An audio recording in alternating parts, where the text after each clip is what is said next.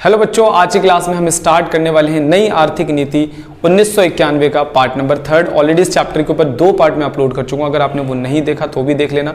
Part number 1 के अंदर पूरे चैप्टर का बेस मैंने आपको समझाया था, और पार्ट नंबर 2 के अंदर जो 3 बड़े फैसले किए गए थे आर्थिक सुधार के अंतर्गत, उदारीकरण, निजीकरण, वैश्वीकरण, तो उदारीकरण को कंप्लीट डिटेल में मैंने आपको पार्ट नंबर 2 में समझा दिया। आज पार्ट नंबर 3 है, जिसके अंदर हम लोग निजीकरण को समझने वाले हैं। तो पार्ट नंबर 3 में आज हमारा टॉपिक रहेगा निजीकरण। निजीकरण के अंदर आपको मैं सारी बातें समझा दूंगा, अच्छे प्रभाव क्या थे, बुरे प्रभाव क्यों थे, और निजीकरण क्यों किया गया, सारी चीजों का जवाब आप लोगों को मिल जाएगा आज की क्लास के अंदर। ठीक है, तो सबसे पहले निजीकरण का, सबसे पहले आ जाते हैं हम लोग निजीकरण का अर्थ क्या है। निजीकरण एक ऐसी प्रक्रिया है जिसके द्वारा निजी क्षेत्र किसी सरकारी क्षेत्र, या फिर आप इसे सरकारी उद्यम लिख दो, सरकारी उद्यम का क्या बन जाता है, मालिक बन जाता है या फिर प्रबंध करता है। अगर किसी भी उद्यम का, किसी भी कंपनी का जिसका मालिक पहले से गवर्नमेंट थी और गवर्नमेंट उसका मालिकाना हक निजी लोगों के हाथ में दे दे, उसके शेयर्स को बेच दे, उसके अंशों को बेच दे, तो उसको हम लोग निजीकरण के नाम से जानते हैं। मतलब कि कुल मिलाकर उसके फैसले पहले सरकार ले रही थी, अब सरकार नहीं लेगा, कोई प्राइवेट मैनेजमेंट होगा वो उसका फैसला लेगा जिसने उसको खरीदा है। ठीक है, निजीकरण 2 प्रकार से किया जा सकता है। सार्वजनिक क्षेत्र की कंपनियों के स्वामित्व और प्रबंधन को सरकार निजी क्षेत्र को हस्तांतरित कर देता है। कई बार सरकार क्या होता है कि सरकार किसी कंपनी को चला रही है, सरकार उसको पूरी तरीके से उसके असेट्स, उसकी जमीन, बिल्डिंग सबको बेच देती है और एक किसी ग्रुप ऑफ पर्सन को बेच देती है और बोलती है कि अब तुम इसे चलाओ। तो इसे हम लोग क्या कहते हैं, निजीकरण कहते हैं।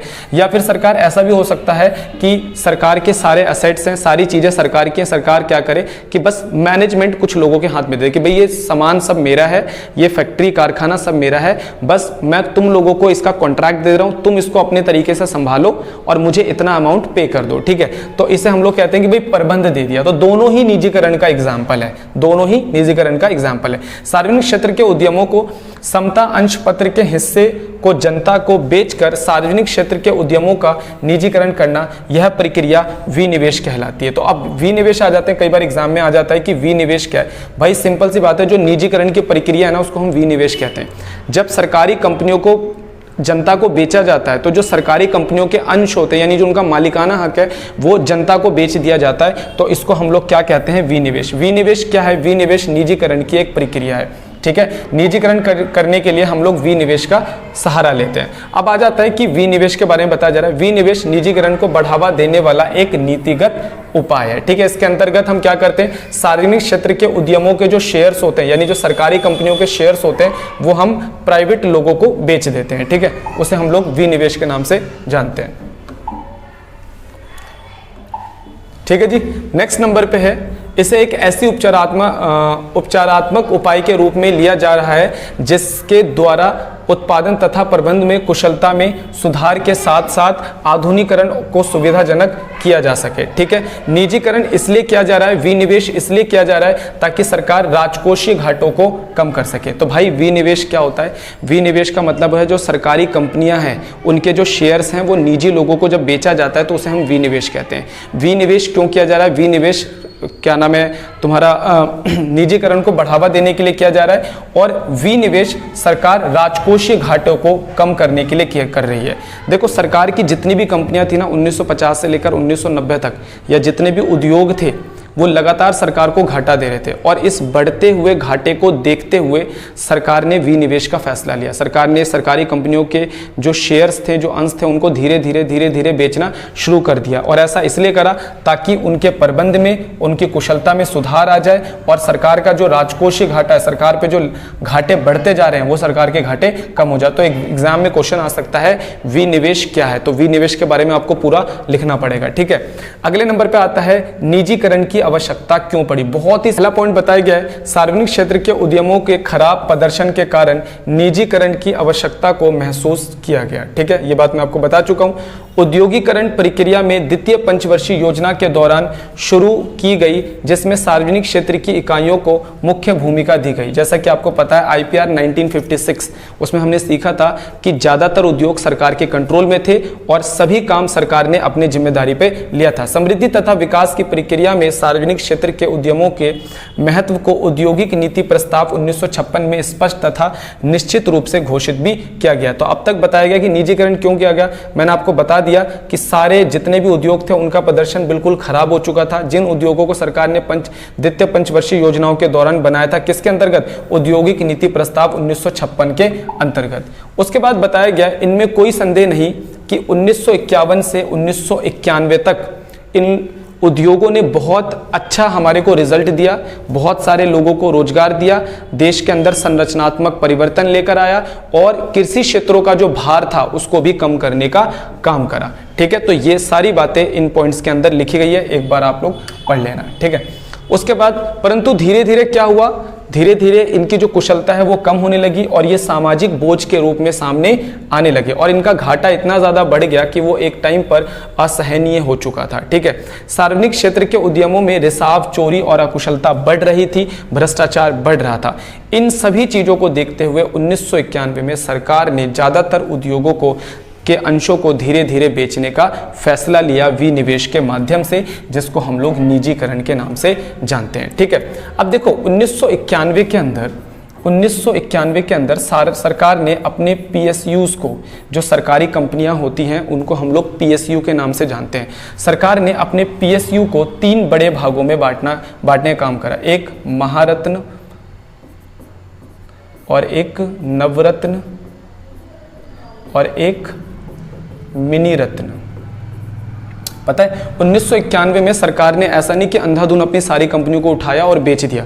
सरकार ने ना इनकी परफॉर्मेंस को देखा। परफॉर्मेंस का मतलब सरकार जितने भी उद्योग चला रही थी उनकी परफॉर्मेंस को देखा कि भाई पिछले 3 साल में ये मुझे कितना प्रॉफिट दे रहा है, इसमें कितनी सेल है। तो इस तरीके से ना सरकार ने क्राइटेरिया फिक्स करा। सरकार ने क्राइटेरिया फिक्स करने के बाद ये देखा, सरकार ने 3 लिस्टें बनाई, महारत्ना, नवरत्ना और मिनी रत्ना। सरकार के उद्योगों के अंदर की वो कंपनियां जो सरकार को सबसे अच्छा रिजल्ट दे रही थी उन्हें महारत्ना, उसके बाद नवरत्ना और उनके बाद मिनी रत्ना, इस तरीके से सिलेक्ट किया गया।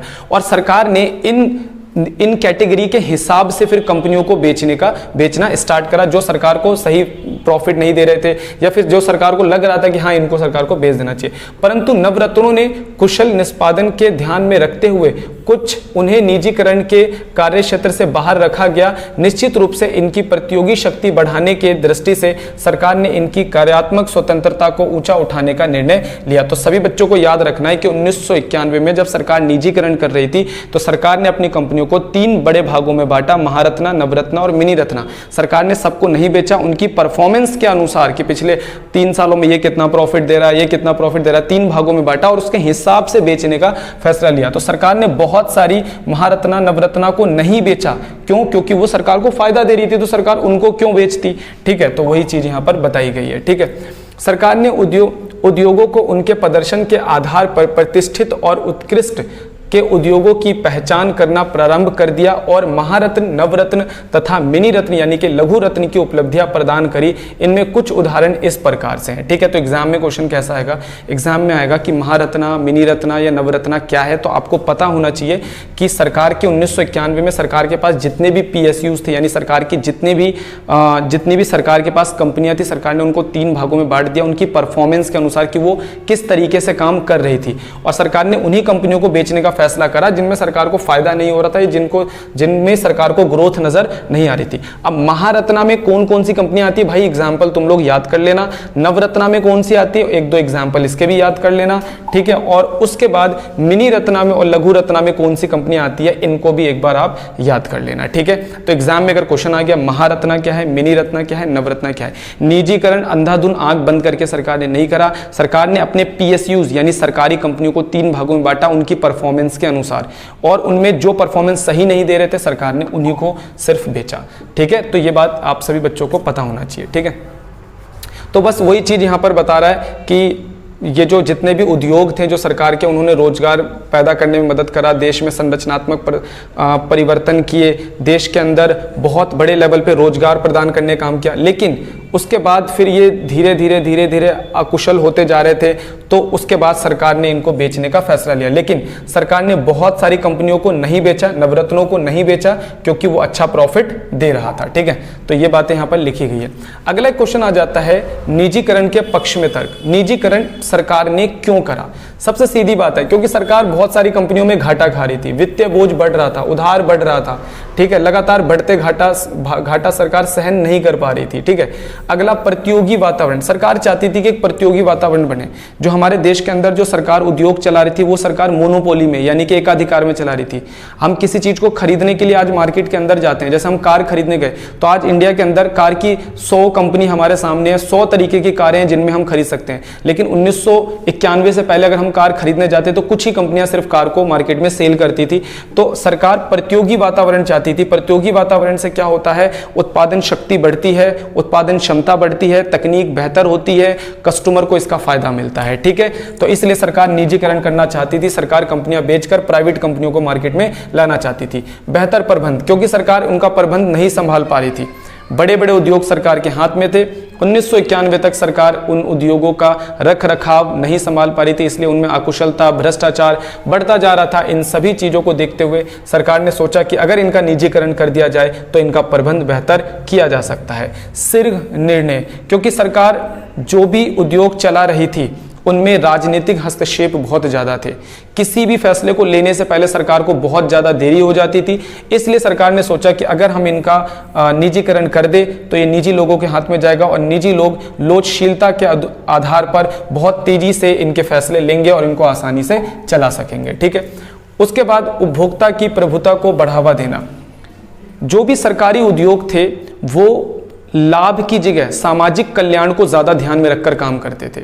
और जब कोई कंपनी, जब कोई उद्योग सामाजिक कल्याण को ध्यान में रखकर काम करेगी तो वो मार्केट के अंदर सिर्फ वही सामान बनाएगी जो गरीब और अमीर दोनों के लिए उपयुक्त हो। लेकिन जब निजीकरण किया गया तो कस्टमर को डिवाइड किया गया, गरीबों के लिए बनना चाहिए, अमीरों के लिए बनना चाहिए। मार्केट के अंदर एक तरीके से चॉइस पैदा हो गई और उपभोक्ताओं को इज्जत मिलने लगी। उपभोक्ताओं के खरीद की क्षमता के अनुसार चीजों को मार्केट के अंदर उतारा गया। ठीक है, लाभ से प्रेरित निर्णय। पहले सरकार के हाथ में सारी चीजें थी तो सरकार लाभ पे ज्यादा ध्यान नहीं देती थी। अगर लॉस भी हो रहा है तो भी सरकार उत्पादन करती रहती थी। लेकिन निजीकरण के बाद सारे फैसले लाभ के ऊपर डिपेंड थे, यानी जितना ज्यादा लाभ उतनी ज्यादा अच्छी क्वालिटी की गुड्स और सर्विसेज को मार्केट में प्रोड्यूस किया जाता था। ठीक है, नेक्स्ट क्वेश्चन आ जाता है निजीकरण के विपक्ष में तर्क। अब ऐसे कौन कौन से तर्क हैं जो निजीकरण के विपक्ष में जा रहे हैं? इसमें सबसे पहला है समाज कल्याण की उपेक्षा। देखो, जब भी कोई चीज सरकार के हाथ में होती है ना तो सरकार अमीर और गरीब दोनों को लेकर चलती है, यानी सरकार इस हिसाब से उत्पादन करती है ताकि अमीर और गरीब दोनों को फायदा पहुंचाया जा सके। लेकिन जब कोई चीज निजी क्षेत्रों के हाथ में होती है तो वो सिर्फ लाभ के लिए काम करते हैं। जो उनको लाभ देगा उन्हीं के लिए मार्केट में वो लोग सामान बनाएंगे। कोई भी प्राइवेट कंपनी होती है तो वो क्या करती है, वो गरीबों का ध्यान थोड़ी नहीं रखती है। वो तो देखती है कि भाई मेरे को लाभ कमाना है, जिस चीज में मुझे बेनिफिट होगा मैं मार्केट में वही बनाऊंगा। ठीक है, तो जैसे ही सरकार ने, जैसे ही निजीकरण हुआ तो निजीकरण से एक दिक्कत ये हुई कि जो गरीब लोग हैं उनकी अवहेलना की गई, उनके लिए वस्तु और सेवाओं मार्केट के अंदर उतरनी कम हो गई। एक तरफा आर्थिक विकास हुआ, वो भी किसका? अमीरों का। जिनके पास मार्केट में पैसा था वही चीजें खरीदते थे, क्योंकि सरकारी कंपनियां जैसे जैसे बिकी तो जो गरीबों के लिए चीजें बन रही थी उनकी लगातार संख्या घटी। तो ये एक तरफा विकास हुआ सिर्फ उन लोगों का जिनके पास बाजार से चीजें खरीदने के लिए पैसा था। नेक्स्ट पॉइंट है बच्चों आर्थिक शक्ति का केंद्रीकरण। देखो, निजीकरण के अंतर्गत हम सरकारी उद्योग निजी लोगों के हाथ में चले जाता है और निजी लोग सिर्फ लाभ के लिए काम करते हैं। ठीक है, अगर उनको लाभ मिलेगा तो काम करेंगे, यानी कि वस्तु और सेवाओं का उत्पादन करेंगे। अगर लाभ नहीं मिलेगा तो वस्तु और सेवाओं का उत्पादन नहीं करेंगे। तो इससे क्या होता है कि मार्केट के अंदर गरीबों की अपेक्षा में जो अमीर लोग होते हैं उनको मार्केट में ज्यादा फायदा पहुंचता है। तो निजीकरण में अक्सर ये कहा जाता है कि जो अमीर लोग होते हैं उनको बेनिफिट होता है, तो इससे अमीर और अमीर होते हैं और गरीबों की जो पावर है वो मार्केट में या तो कम होती है या उतनी ही रह जाती है। तो एक तरीके से यह आर्थिक शक्ति का केंद्रीकरण करता है, यानी अमीरों को और अमीर बनाने का काम करता है और गरीबों की जो आर्थिक स्थिति है उसको ऊपर उठाने का काम नहीं करता है। अगला आ जाता है बेरोजगारी के स्तर में वृद्धि। देखो, ऐसा बोला जाता है कि निजीकरण के अंदर बहुत बड़े लेवल पर बेरोजगारी आई। ठीक है, देखो, लेकिन ये आधा अधूरा सच है। निजीकरण में जहां पर सरकारी कंपनियां, सरकारी उद्योगों को बंद किया गया तो उनमें काम करने वाले कर्मचारियों का जो रोजगार है वो गया, लेकिन वहीं जब वो प्राइवेट सेक्टर के अंदर वो कंपनियां, फैक्ट्रियां और कारखाने शुरू हुए तो वो जो रोजगार है वो एक तरीके से ट्रांसफर हो गया। लेकिन स्टिल ऐसे बोला जाता है कि जो निजी क्षेत्र की फैक्ट्रियां, कारखाने और कंपनियां होती हैं वो लोगों को कभी भी रोजगार से हटा देती है। यानी कि आपको पता ही होगा जो प्राइवेट कंपनियां हैं उसके अंदर कभी भी एम्प्लॉयर आपको रोजगार से हटा सकता है, यानी कि वहां पर आपको इतनी सुरक्षा नहीं दी जाती है जितना आपको सरकारी कंपनियों के अंदर दी जाती है। तो ऐसे बोला गया कि जो सरकारी कंपनियां खत्म हुई, जो सरकारी उद्योग खत्म हुए तो अपने साथ साथ बहुत सारे रोजगार को भी लेके गया। ठीक है, तो बेरोजगारी के स्तर में वृद्धि देखने के लिए मिली जब हमारे देश में अचानक निजीकरण किया गया तब। तो निजीकरण के क्या क्या फायदे हैं और क्या क्या नुकसान है मैंने आपको दोनों बता दिए। निजीकरण के पक्ष में क्या तर्क दिए गए, ठीक है, और निजीकरण के विपक्ष में क्या तर्क दिए गए, निजीकरण की प्रक्रिया क्या है, सारी चीजें मैंने आपके साथ आज की क्लास में डिस्कस कर ली है। बच्चों अगली क्लास के अंदर हम इस चैप्टर का लास्ट टॉपिक स्टार्ट करेंगे, वैश्वीकरण।